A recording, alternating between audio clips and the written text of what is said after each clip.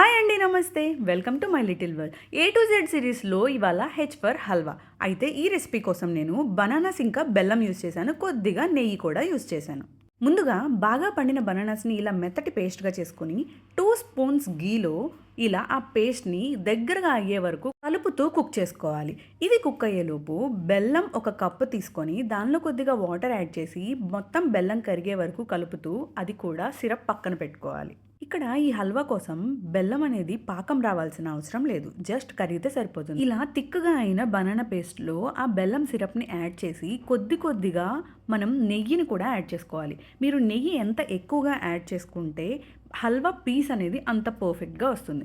నేను ఇక్కడ just 2 spoons నెయ్యి మాత్రమే యాడ్ చేశాను. హల్వా టేస్ట్ అయితే చాలా బాగుంటుంది. మీకు నచ్చిన నట్స్ అండ్ సీడ్స్తో గార్నిష్ చేసుకోండి.